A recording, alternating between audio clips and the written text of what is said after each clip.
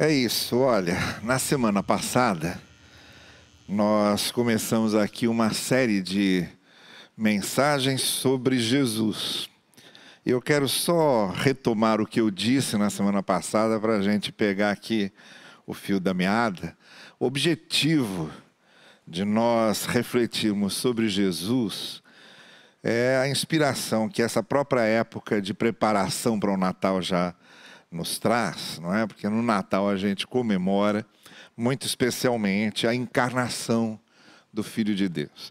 O fato dele ter se tornado homem, de ter criado esse vínculo de identificação conosco. Então, a nossa preocupação em falarmos de Jesus não é só o fato de nos prepararmos para essa celebração da encarnação, do fato de Deus ter se tornado ser humano, de Deus ter aberto esse canal de identificação conosco, seres humanos, mas também pelo fato de que, muitas vezes, a fé cristã evidencia mais o lado divino de Jesus e potencializa mais esse lado e enfoca mais isso e focaliza mais essa natureza divina de Jesus e fala pouco da sua natureza humana. Isso aconteceu porque houve logo no início alguns ataques à divindade de Cristo e surgiram grupos, mesmo dentro da igreja, que negavam o fato de Jesus ter se encarnado. Então, para defender que Jesus era o Filho de Deus encarnado, eles realçaram mais o aspecto divino do encarnado, mais o lado divino de Jesus. Mas a gente não perde de vista o fato de que, além de ser completamente Deus, ali na encarnação, de ter a sua natureza divina muito clara, muito explícita nas narrativas do Evangelho, havia também a sua natureza humana. Esse lado humano de Jesus como ser humano completo, total, mente humana, alma humana, corpo humano, sentimentos humanos. Ele era também completamente homem, ou completamente ser humano. E é nisso que a gente está pensando aqui nessa série. Por quê? Porque a grande ênfase da humanidade de Jesus é essa identificação com a nossa humanidade. O Senhor Jesus não se identifica conosco por ser Deus, porque nós não somos deuses. Ele se identifica conosco por ser humano. Ele cria esse ponto de contato conosco por nós sermos humanos e ele ter se tornado humano também. O John Macquarrie, que é um teólogo norte-americano, ele dizia o seguinte: olha, o homem quis ser Deus e caiu. Deus se tornou homem e restaurou o ser humano. Então essa vinda do Filho de Deus assumindo a condição humana que Paulo descreve em Filipenses como o autoesvaziamento de Deus, a autolimitação de Deus. Deus que era o soberano, o criador de todas as coisas, Deus que é o inominável, Deus que não cabe em caixa nenhuma, em credo nenhum, em confissão religiosa nenhuma, em templo nenhum, em instituição religiosa nenhuma, ele se encarnou. E de repente esse Deus soberano precisou se desenvolver no útero de sua mãe como qualquer outro feto. E ele nasceu como qualquer criança e teve de se alimentar e se amamentar como qualquer criança e aprender a diversas coisas que qualquer criança também aprende. E estava ali, autolimitado, à condição humana. E justamente porque ele estava na condição humana é que ele estabelece essa conexão de identificação conosco. Então o objetivo da gente falar aqui aos domingos à noite sobre Jesus, e não exatamente sobre Cristo, que era o título Messias, na sua tradução grega, né, que significa o predestinado, o eleito, o ungido, o prometido, o enviado e todas essas outras caracterizações da divindade de Jesus, da sua missão divina entre nós.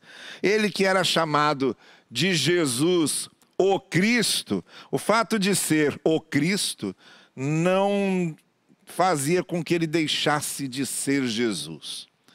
Jesus era o seu nome humano, com raízes nos nomes hebraicos, a mesma raiz de onde vinha o nome de José, seu pai, esposo de Maria, da onde vinha o nome de Jeremias, da onde vinha o nome de Joel, da onde vinha o nome de Josué. Todos esses nomes bíblicos vinham da mesma raiz do nome Jesus, mas principalmente vinham da mesma raiz de Yahvé, que é o eu sou.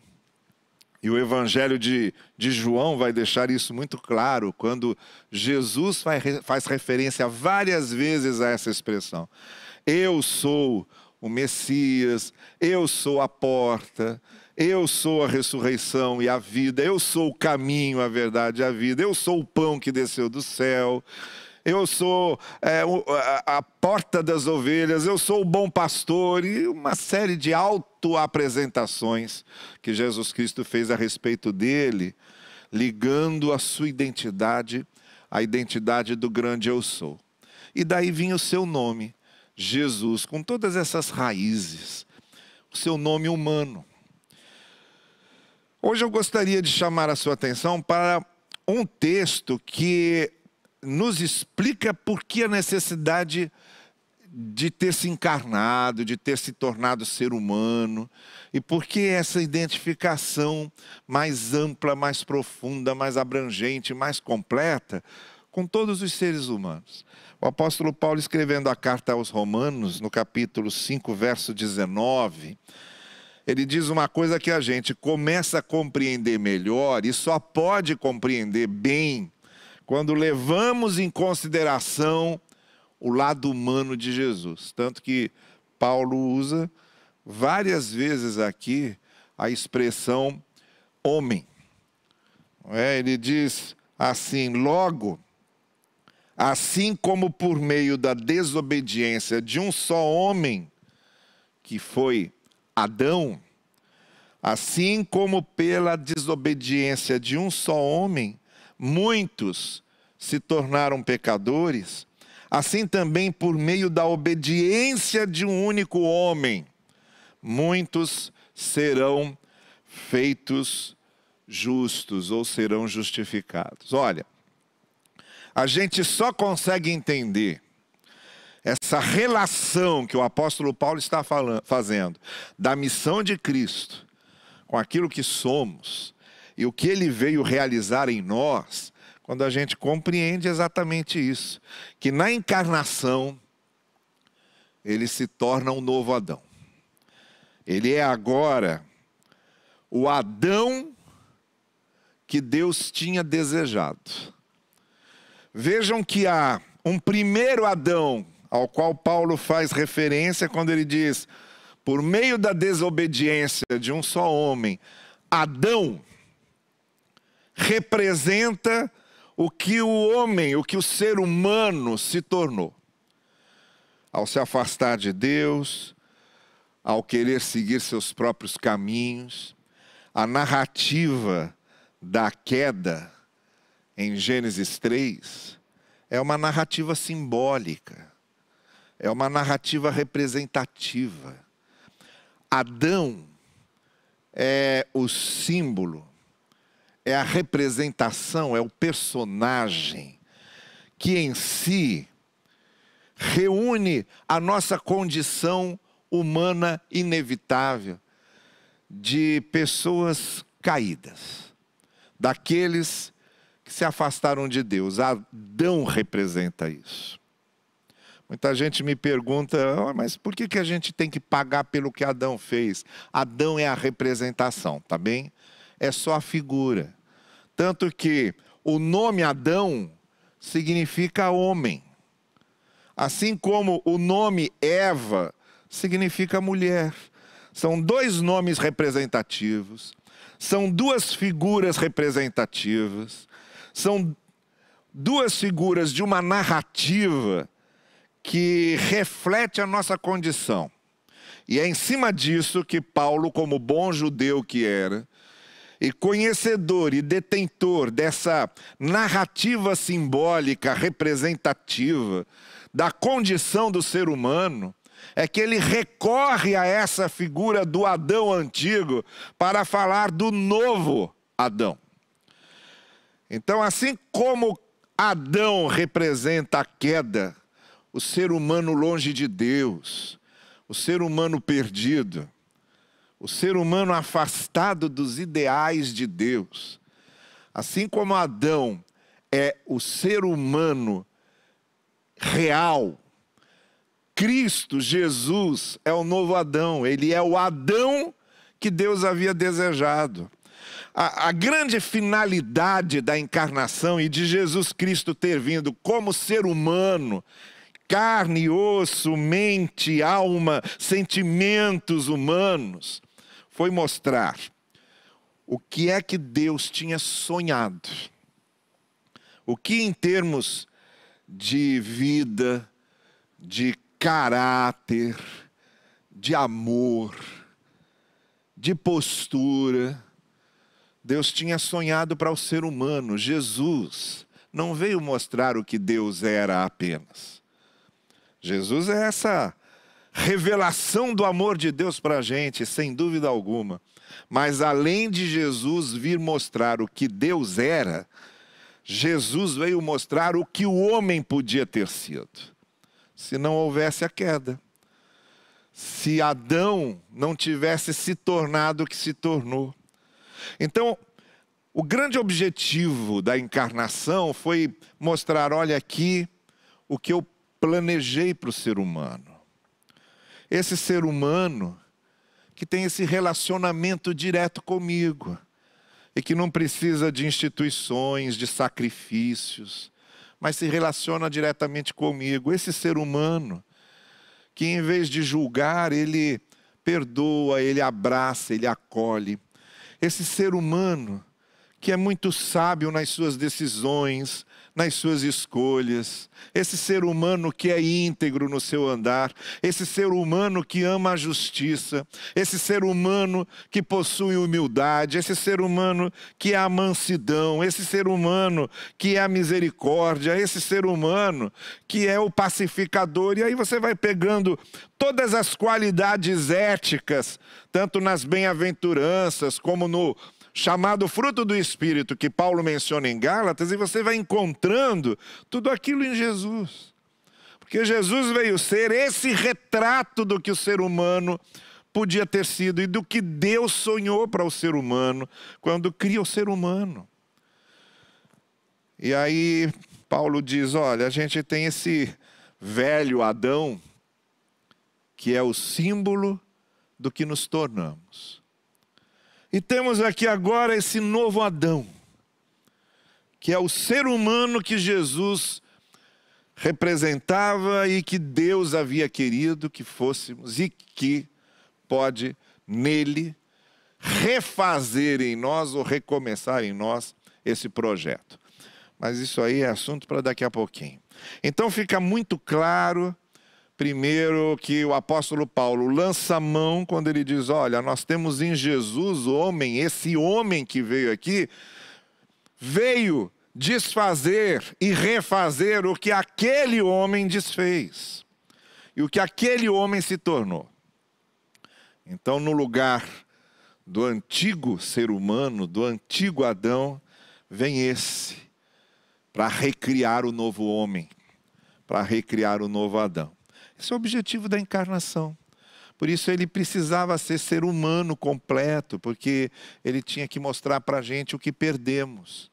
Quando a gente olha para Jesus, a gente vê o que perdemos e vê o que a gente pode ganhar. É isso que a gente enxerga nele. A gente olha para Jesus e vê o que perdemos. Puxa, é isso. Esse é o grande projeto, esse é o grande ideal. É esse equilíbrio perfeito.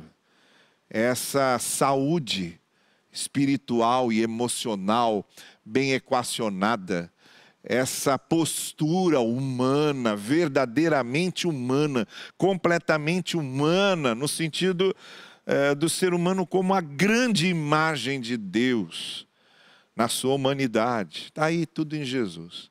Então a gente olha para Ele e vê o que a gente perdeu. A gente vê o quanto estamos longe. A gente olha para a gente e compara com o que Jesus disse, com o que Jesus fez, com o que Jesus viveu, com o que Jesus ensinou. A gente vê o quanto nós perdemos, o que nos tornamos. Mas Jesus, na sua encarnação, veio nos mostrar também o que podemos ganhar nele. O que ganhamos quando estamos nele, o que ganhamos quando nos fazemos um com ele. Por isso, Paulo diz, olha, a gente em Jesus, a gente deixa de se identificar com Adão e começa a se identificar com esse que veio ser o novo Adão. Então deixa eu dizer para você, vida cristã, seguir a Jesus, espiritualidade, avivamento, verdadeira fé, verdadeiro discipulado, é ir se parecendo cada vez menos com Adão e cada vez mais com o homem Jesus. Isso aí é que é discipulado. Crescimento espiritual é isso. Crescimento espiritual não é ficar fazendo milagre em cada esquina, não é ficar tendo visão de anjos em cada quadra, nada disso. O que mostra que uma pessoa é verdadeiramente espiritual, madura espiritualmente, que tem uma comunhão verdadeira com Deus, é quanto mais parecida ela é com Jesus. Esse é o critério. Então, nessa caminhada, a gente só cresce mesmo na fé quando se parece menos com Adão e mais com Jesus, homem. Com esse Jesus, na sua integridade humana, que é o sonho de Deus para a gente, para que sejamos integralmente humanos como Ele. Então tem 3 coisas aí que eu gostaria de refletir com vocês. A primeira é que há esperança. Essa é a primeira coisa que fica clara. Quando Paulo diz, olha, assim como o homem lá atrás, o primeiro, se perdeu, esse novo Adão recupera e restaura tudo.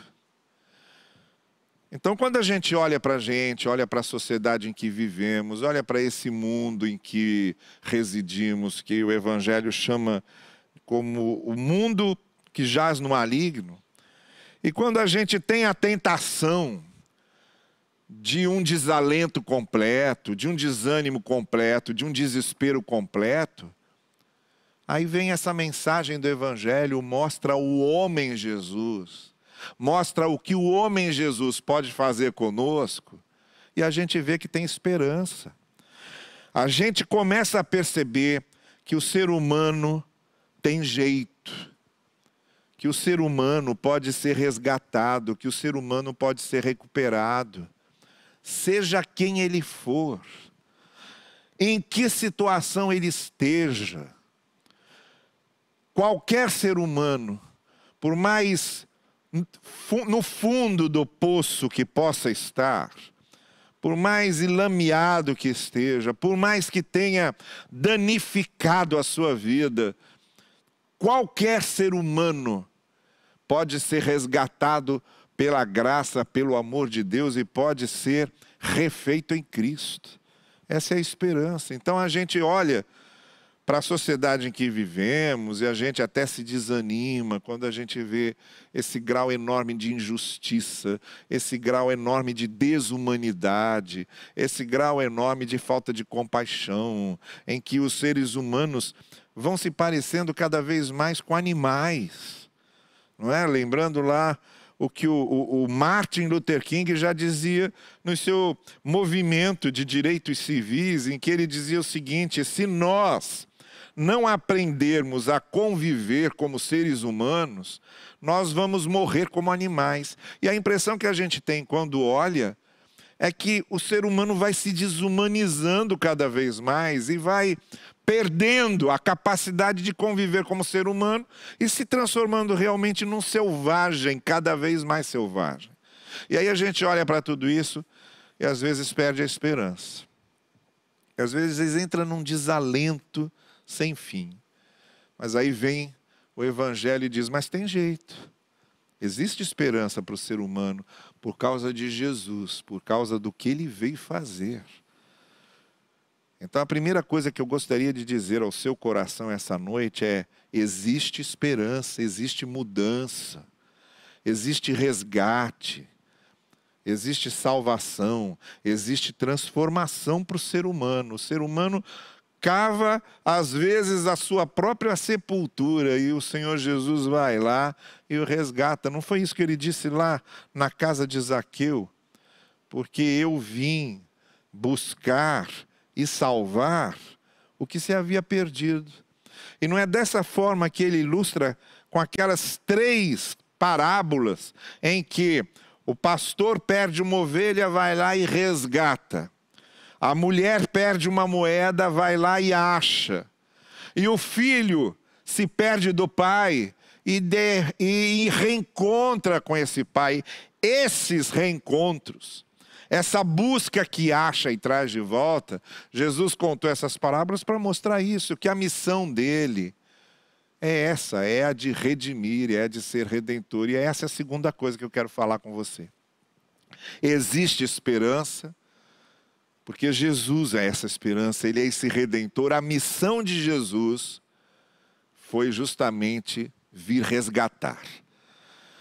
Ele se encarnou, Ele veio, Paulo fala muito bem disso lá em Filipenses, abre mão da sua glória, se encarna, torna-se um de nós, se submete a tudo que ele se submeteu na condição humana da existência, é rejeitado, é traído, é condenado, é morto. E sobre ele carrega, como diz o profeta Isaías, as nossas dores, os nossos pecados, os nossos erros, os nossos desvios, as nossas desumanidades caíram todas sobre o humano Jesus. E ele veio para isso, ele veio para fazer isso. A missão de Cristo, e ele passou por tudo isso, foi justamente para ser o nosso Redentor. Então, por isso que há esperança, porque a missão dele foi essa, a missão dele foi vir para buscar, vir para resgatar. Se há alguém que é especialista em resgatar, é Jesus. Se há alguém que é especialista em causas perdidas, é Jesus. Ele vem, ele pega, estende a mão, traz para ele, tira a pessoa lá do fundo do poço, traz para ele e diz, eu vou com você, porque tem mais essa também. Olha, a gente tem vários líderes religiosos que tornariam o mundo muito melhor se a gente seguisse o que eles ensinam. Olha, se todo mundo levasse a sério certos ensinos do Buda, certos ensinos do Mahatma Gandhi, certos ensinos de Confúcio, há coisas que esses fundadores de religião e catalisadores da esperança humana, há coisas que eles disseram que são muito boas, são muito sérias. Olha, Confúcio, 300 anos antes de Jesus, já dizia, não faça ao outro aquilo que você não quer que o outro faça a você. Que é exatamente o que Jesus fala 300 anos depois de Confúcio. Confúcio já dizia isso. E Jesus fala isso lá aos seus discípulos. Não faça ao outro o que você não quer que o outro faça a você, que é lá o coração do Sermão do Monte. Então há muitas coisas que esses outros líderes ensinaram que também seriam muito boas. Mas tem uma diferença. Buda continua morto, Confúcio continua morto, Gandhi continua morto. Jesus foi o único que disse, olha, faça o que eu estou ensinando e eu estarei com vocês todos os dias até a consumação dos séculos. Ele não apenas nos ensinou, mas ele disse, olha, eu estarei com vocês. Ele não está morto, ele está vivo. e prometeu que estaria conosco, e que quando Ele nos tira do poço, nos traz para Ele, a promessa dEle não é só de nos salvar, a promessa dEle é de nos acompanhar. Eu estarei com vocês, do lado de vocês. Essa é a grande diferença. Então não é só um conjunto de ensinos que foi nos dado, e agora se quiserem obedecer, obedeçam e vejam se dá certo. Ele disse não, eu comecei, Paulo fala isso também, aquele que começou em vocês essa obra boa, vai completá-la. Jesus veio para ser nosso Redentor, começou em nós uma obra que Ele vai terminar, Ele mesmo, pessoalmente, porque Ele veio para isso. Então há esperança para o antigo Adão, porque existe agora o novo Adão, o novo protótipo humano, aquele que é o desejado por Deus e para o que Deus realmente nos criou. E porque há essa esperança é que Jesus Cristo veio. Para realizar essa esperança em nós é que Ele se tornou o Redentor e veio nos redimir. Mas há uma terceira e última coisa que eu quero acrescentar, que é o seguinte. Paulo, quando fala, olha, existe um velho Adão que vai ser transformado num novo Adão.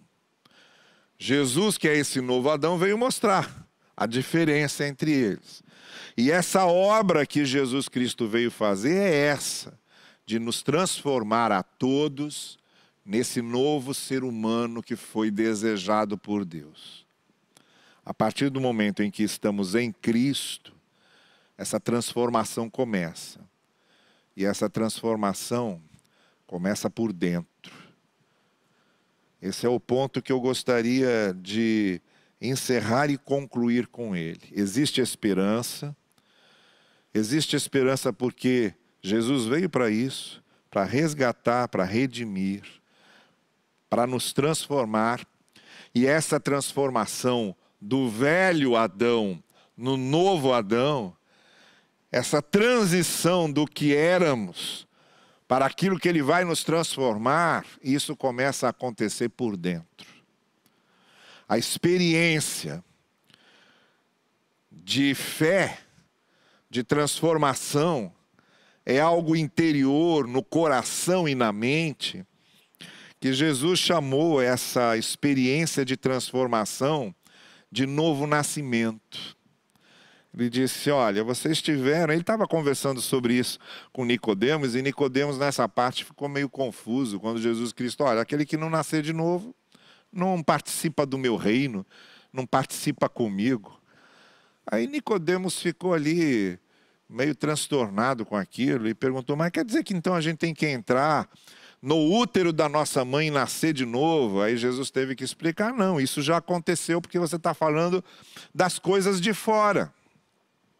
Eu não estou falando das coisas de fora. As coisas de fora, o que é físico, o que é biológico, já aconteceu, vocês já nasceram. Agora, nesse sentido, não tem como nascer de novo.